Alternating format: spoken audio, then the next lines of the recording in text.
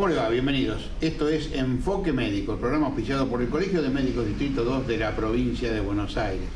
Un programa que tiene más de 15 años en el aire, un programa que pretende responder a sus inquietudes, pero a su vez transmitirle a toda la población la realidad de la comunidad médica, de las afecciones que más afectan a la población y por sobre todo las cosas, las soluciones que los profesionales entrevistados nos dan. Hoy estamos con el doctor Gustavo Ruiz-Deza, un cardiólogo ultra reconocido, un hombre con el que vamos a hablar de muchos de los temas que usted nos ha planteado, fundamentalmente aquellos que tienen que ver con la presión que no deja de subir, y no es solo por factores fisiológicos, sino también por factores ambientales.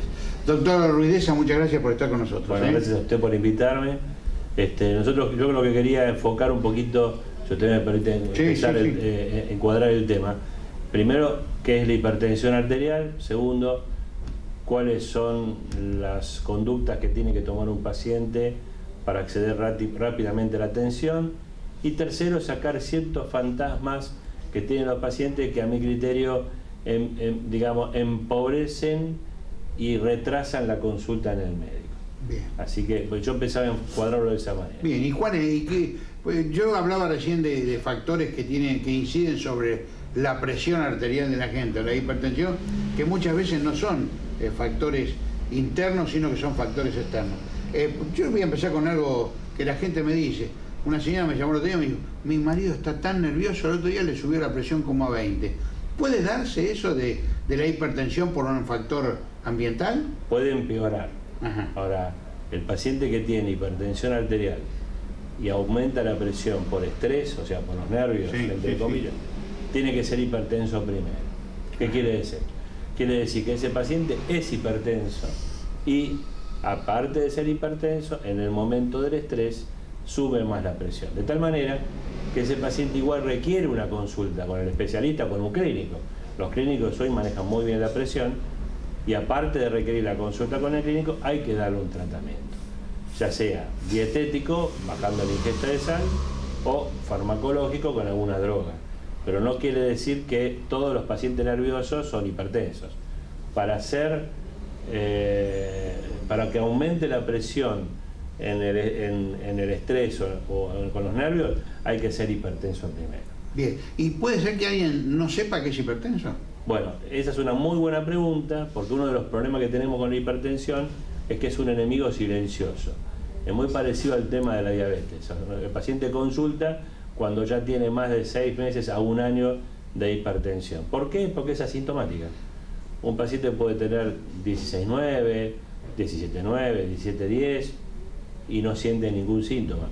Cuando consulta es cuando aparece algún síntoma que en realidad muchas veces no se relaciona con la presión.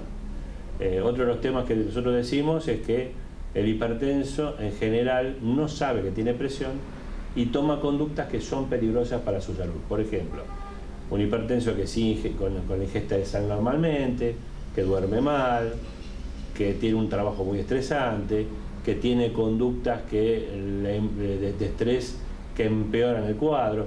O sea, esos pacientes que no tienen síntomas son los más peligrosos. Muchas veces, cuando comienza el proceso, ya es tarde. El paciente tiene, aparte de hipertensión, insuficiencia renal, infarto de miocardio o una ACV. ¿Qué quiere decir esto? Que durante muchísimo tiempo el paciente es asintomático. Por eso la visita periódica al clínico es fundamental para detectar aquellos casos que son asintomáticos y tomarlos a tiempo. Bien. Eso es lo más importante. Doctor, usted me dice esto y claro, y yo tengo que decirle a la población entonces que aquellos que nos llaman y nos dicen me duele la cabeza, que vayan inmediatamente al médico, que no se cura con una aspirina. Exactamente. Bueno, pero ese es otro de los temas. El síntoma más común de la presión alta es nada. ¿Por qué lo sabemos? ¿Por qué lo sabemos? Hace, 20, 30 años empezamos a hacer presurometrías ambulatorias, que es un aparatito que le toma la presión durante 24 horas al paciente, y los pacientes van con una especie de diagrama donde nos ponen el síntoma y a qué hora tuvieron el síntoma, y muchas veces me ponen cefalea, dolor de cabeza o mareos, y me voy a ver la presión en ese horario y tiene presión normal. ¿Qué quiere decir? Una cosa no quiere decir, no va correlacionado con la otra. Puede haber dolor de cabeza relacionado con la presión cuando la cosa es muy avanzada. Pero el dolor de cabeza común que tenemos todos cuando estamos estresados no tiene nada que ver con la presión. Lo que pasa es que el paciente ya es hipertenso y entonces tiene cefalea, tiene dolor de cabeza, se toma la presión y está hipertenso. Doctor, si usted me dice, ¿cuál es la presión normal de una persona o depende de cada individuo? Bueno, el año pasado en el Congreso americano, en el American Heart, que se hizo en California,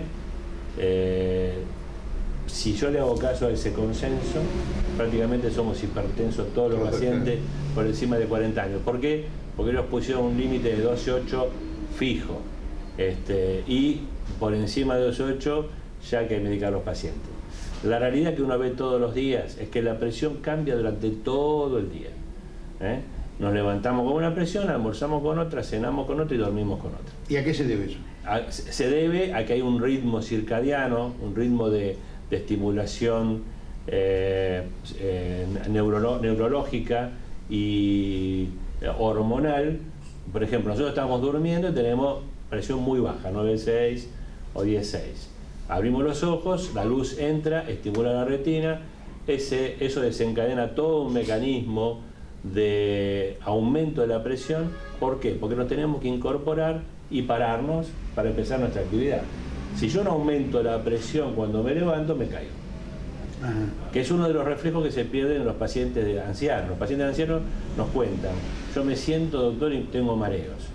Y eso, porque ese mecanismo, esa hipotensión ortostática que se produce de estar acostado, estar levantado, es porque ese mecanismo que yo le cuento, ese reflejo, no se produce. O sea, dormimos con 9,6 y nos despertamos con 14,8. La presión más alta del día es el momento del despertar.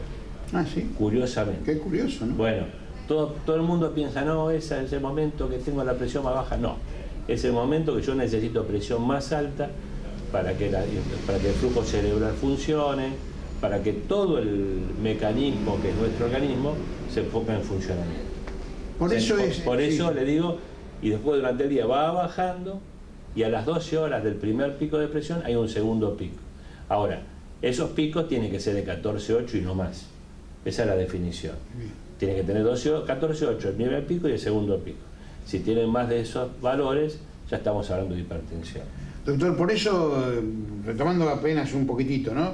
Porque a la gente cuando va a un consultorio y la ponen en una camilla, cuando se va a parar le dicen, siéntese un poco y espere a estabilizarse. Claro. Esto tiene que ver también con ese tema. Tiene que ver con eso, exactamente. Cuando el paciente nos cuenta, dice, no, yo me siento en el borde de la cama y me mareo, y bueno, lo primero que uno aconseja es no levantarse rápidamente.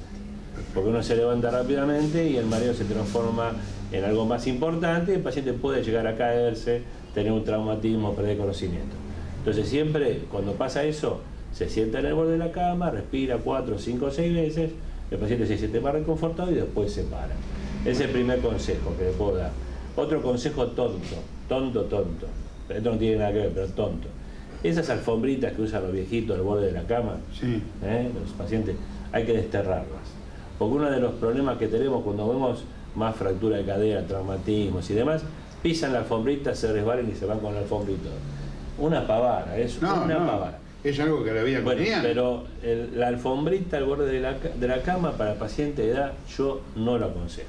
O alfombramos todo el piso, sí, o no alfombramos o usa nada. OJ, digamos. Exactamente. Doctor, una pregunta que hace al tema vulgar, también una tontería quizás, pero que uno no puede obligar a la gente que vaya al médico todos los días, entonces le preguntan a la vecina, dice, no, vos no te hagas problemas por la presión alta, fíjate que la baja no esté muy alta.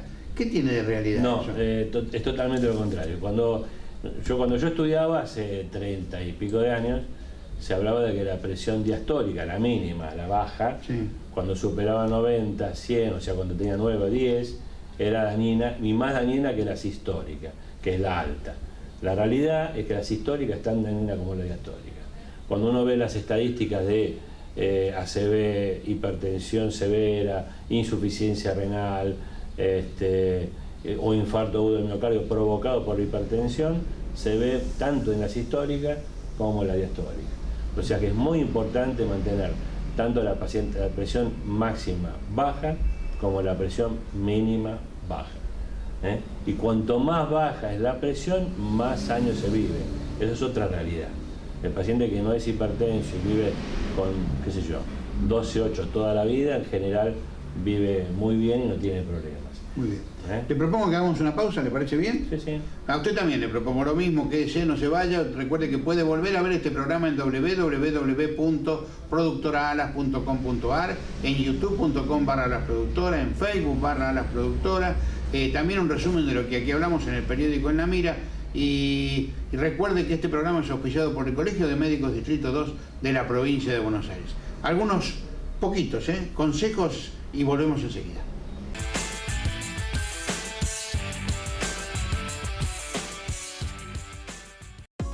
CAP, Centro de Atención al Vecino, una nueva forma de estar comunicados para recibir tus consultas y reclamos. Vías de comunicación, web.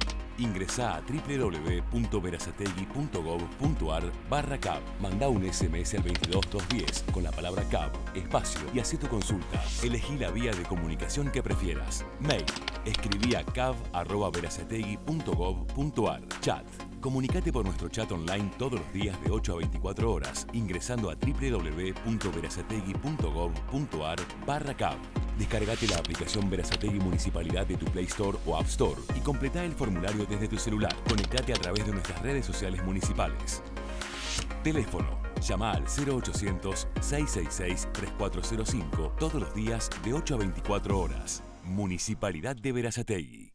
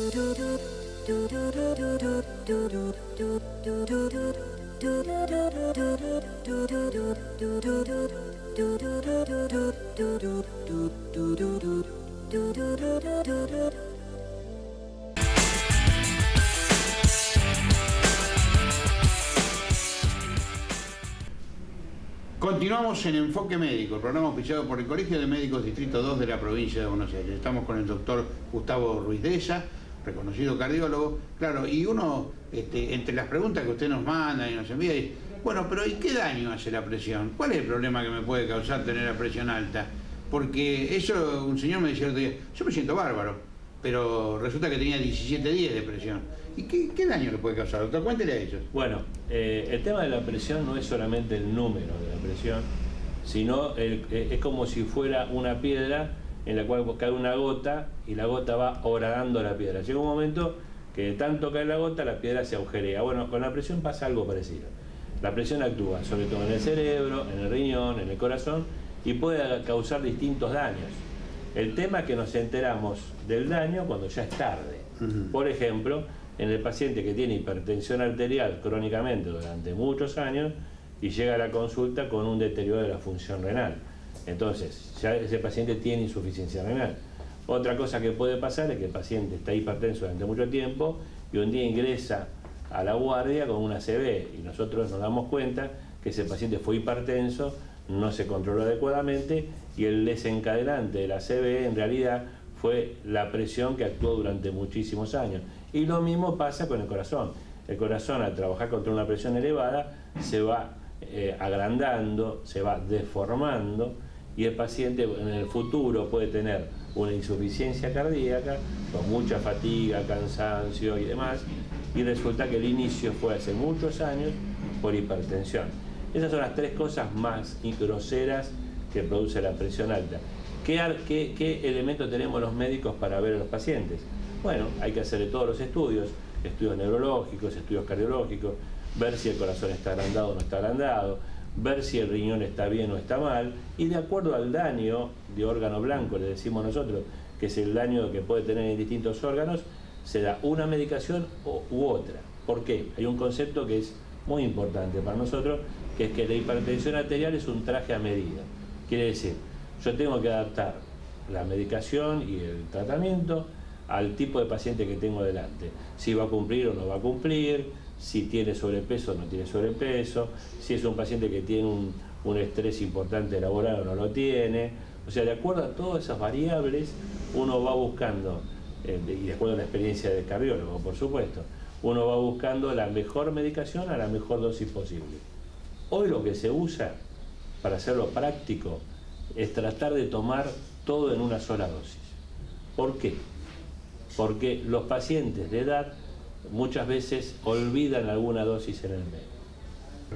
Doctor, ¿y el tratamiento, por ejemplo, que recibe el paciente hipertenso, es un tratamiento de por vida o eso se puede llegar a curar o a remediar? No, la hipertensión no se cura, se trata, es como la diabetes. La hipertensión tiene un tratamiento específico, andan muy bien los pacientes, tiene una excelente sobrevida, tiene una excelente calidad de vida, hay que perderle el miedo, pero no se cura. Y tampoco es de por vida. De por vida es la medicación. La medicación, sí. Claro, pero hay que dejar claro esto. Yo le doy tal droga, una droga X, a un paciente. Y esa droga le digo, bueno, esto es de por vida. Y el paciente tiene la idea que toda la vida va a tomar la misma dosis, la misma droga. No, el organismo va cambiando, se va modificando, y con los controles periódicos uno va decidiendo qué medicación y a qué dosis. El organismo va envejeciendo y no tenemos que ir adaptando la medicación a la dosis que necesita cada paciente y al esfuerzo que hace cada paciente. No es lo mismo un paciente que hace deporte 3-4 veces por semana que un paciente que es más sedentario. Lo ideal es un cambio en la calidad de vida, que hagan deporte, que bajen de peso, dieta adecuada y medicación. Lo ideal es un combo. A veces se logra, a veces no se logra. Ese es un detalle, porque mucha gente dice, sí, pero yo tengo 70 y pico de años y no puedo hacer actividad física. Todo el mundo puede hacer actividad física, en mayor o en menor medida, pero todo el mundo lo puede hacer. Exactamente. La actividad física más recomendada para un paciente de 70 años, ya que usted lo nombró, es la natación. Y le explico por qué. Y le explico por qué. Porque las articulaciones están flotando. Entonces el paciente que tiene dificultades en las rodillas, en los codos, le duele todo, bueno, ese paciente con la natación mejora la circulación, baja la presión arterial, descenso de peso, no fuerza las articulaciones, no trabaja mal las articulaciones.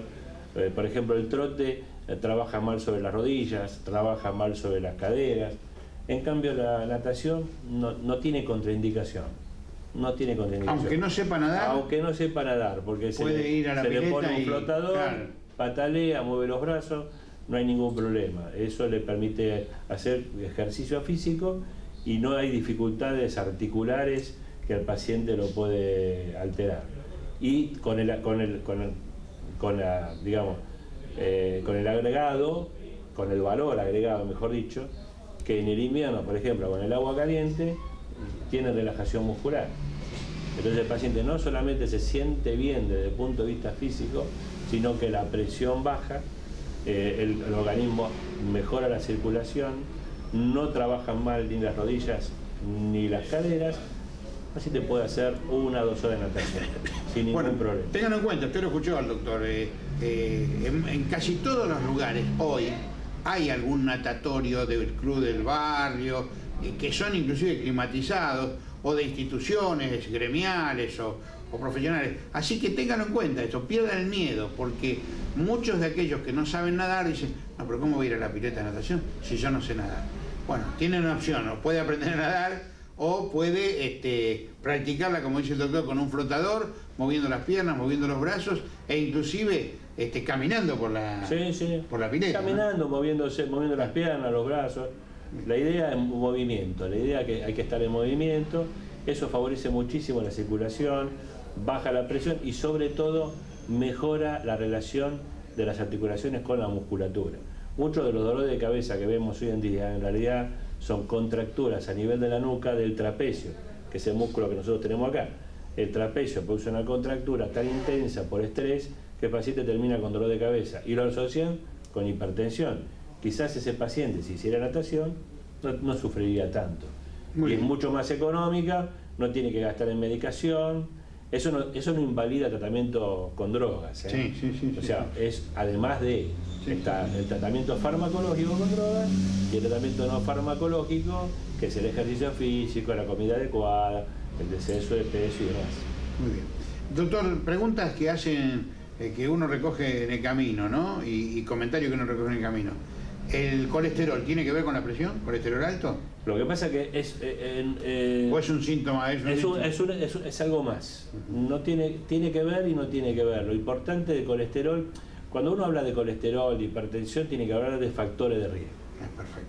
Cuando uno va sumando, esto como jugar al vino, ¿no? Dice, bueno, fuma, tiene colesterol alto, tiene hipertensión, es estresado y encima tiene 65 años, bingo. Ese paciente va a tener, qué sé yo, un infarto o un evento coronario o algo en los próximos años. Entonces, cuando uno ve ese combo, uno tiene que empezar a trabajar como médico para ir sacando factores de riesgo.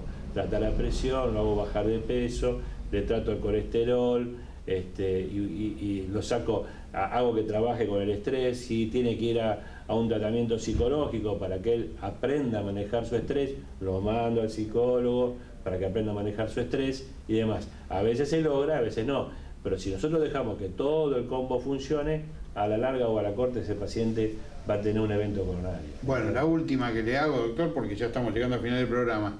Estuvimos hablando de gente adulta, muy grande, muy mayor. ¿Este problema de la hipertensión también afecta a los chicos jóvenes, a la gente joven? Sí. ¿Cómo lo afecta? Y lo afecta fundamentalmente, ahí el riesgo es distinto, ahí el riesgo es diferente porque el paciente hipertenso joven, hablamos de 20 años o menos de 30, no tiene un factor de riesgo, no es que va a tener un infarto dentro de un año, 2 años, pero si no lo tratamos adecuadamente va a tener hipertensión grave más joven que si empezara en la edad adulta. Esto tiene que ver con algunas cosas, tiene que ver con que tenemos una comida muy occidental, favorecida por comida rica en grasas, muy copiosas, abundantes, el asado con achuras del domingo, la hamburguesa de las comidas rápidas, todo ese tipo de combo alimenticio hace que el paciente tenga predisposición a la presión. También es cierto que hay una familia hipertensa. No es que el chico es un caso único, aislado, que es hipertenso. En general el padre es hipertenso, el abuelo es hipertenso. Y el tercer caso es el paciente que tiene hipertensión secundaria. Es unos menos, será entre el 5 y el 10%, que puede haber distintas causas que provocan hipertensión, que si uno las trata las cura. Por ejemplo, el feocromocitoma o algunos trastornos. ¿Qué es eso, doctor? El feocromocitoma es un tumorcito que segrega una adrenalina. La adrenalina es una sustancia que nosotros producimos cuando nos ponemos nerviosos. Eso es normal. Cuando uno se pone nervioso es normal que produzca adrenalina. Pero si yo tengo un tumor que está permanentemente produciendo ese tipo de sustancias, el paciente termina hipertenso. Bien. Entonces, cuando veo una cosa así, un chico de 15, 16, 17 años, que es hipertenso y no tengo forma de manejarlo, hay que pensar en ese tipo de casos. Uno lo va a investigar y capaz que encontrando el tumorcito donde está, operándolo, se soluciona el problema. No es común, ¿eh? No quiero decirle a la gente que ahora todos tienen... No. Que no se persiga porque no es común, se ve, no es que no se ve, pero no es común. Es una cosa que investigamos en todo hipertenso joven. Bien, y ahora sí la última. ¿Mujer o hombre? ¿Quiénes son más hipertensos? En general los hombres, pero eso es relativo también, porque el tema es que el paradigma de la calidad de vida de la mujer ha variado. La mujer antes tomaba menos alcohol, ahora toma más. La mujer antes fumaba menos, ahora fuma más. e inclusive en determinado grupo etario, por ejemplo, si hablamos entre los 20 y los 30 años, fuma más que el hombre muchas veces. Y la mujer hoy por hoy, gracias a la emancipación y gracias al trabajo femenino, que está muy bien, ha adquirido situaciones laborales, que provocan el mismo estrés que tenía el hombre. Entonces, todo ese proceso ha variado lo que nosotros veíamos cuando recién empezamos en esto. Cuando yo recién empecé en esto, el estrés y la hipertensión era patrimonio del hombre. Y hoy es patrimonio de los dos. Hoy se ha igualado, todos los dos tienen que salir a trabajar por una cuestión económica y demás. Entonces la mujer ha igualado al riesgo al hombre. Tanto es así que hoy la principal causa de muerte en la mujer ha dejado de ser el cáncer de mama. Hoy es la enfermedad cardíaca, es la enfermedad coronaria. La principal causa de muerte en la mujer hoy por hoy es la enfermedad coronaria. Doctor, gracias por haber estado con nosotros. Al contrario, gracias a ustedes. Bueno, y a usted también muchísimas gracias por habernos acompañado. Quiero recordarles que este programa es auspiciado por el Colegio de Médicos Distrito 2 de la provincia de Buenos Aires, que usted puede volver a verlo en www.productoraalas.com.ar, en youtube.com/alasproductora, en Facebook /alasproductora y también en el periódico En la Mira.